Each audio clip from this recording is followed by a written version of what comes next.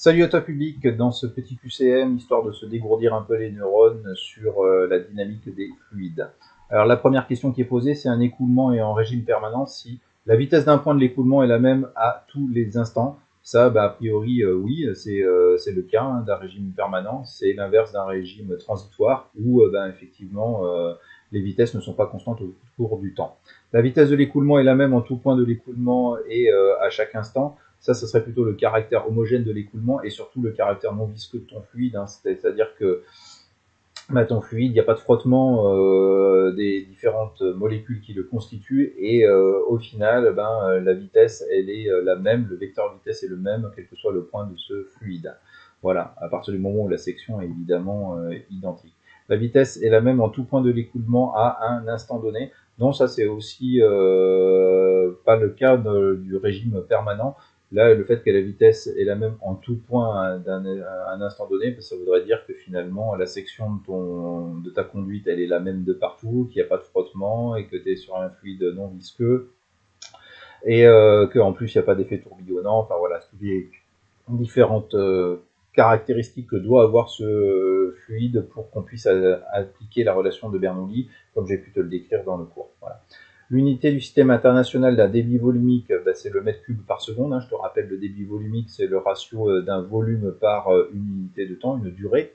Donc l'unité légale de volume, c'est le mètre cube. L'unité légale de mesure de durée, c'est la seconde. Donc l'unité légale d'un débit volumique, c'est le mètre cube par seconde. Le débit moyen d'un cours d'eau est de 1,8 10 puissance 3 mètres cubes par minute. Et on me demande finalement de convertir. Donc ça, c'est une simple question de conversion. Alors notre débit ici normalement il aurait dû être exprimé s'il avait été dans les unités légales du système international en mètres cubes par seconde. Bon là il l'a exprimé en mètres cubes par minute. Là j'ai des litres par seconde. On va convertir celui-là en litres par seconde. Alors on y va, on est à 1,3 10 puissance 3 mètres cubes. Si je dois le convertir en litres, 1 mètre cube c'est 10 puissance 3 litres.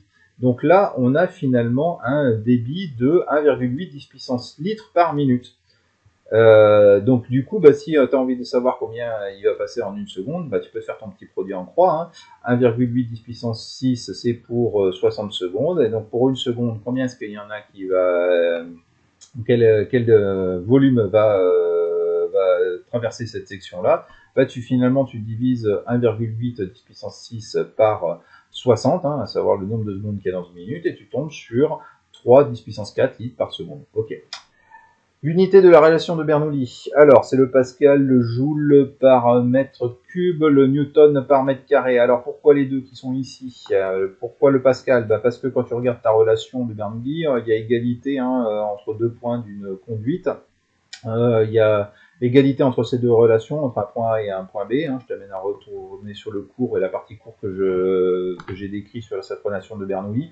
Il y a les liens, évidemment, comme d'habitude, sur la partie commentaire.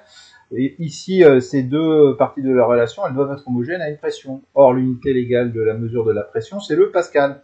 Alors, c'est quoi un pascal? Un pascal, c'est pas grand-chose. C'est une force de 1 newton exercée sur une surface de 1 mètre carré. Donc, le pascal, c'est également des newtons par mètre carré, donc des newtons mètre moins 2. Au sein d'un écoulement vérifiant la relation de Bernoulli, si la vitesse augmente, donc l'altitude Z diminue pour une pression P constante.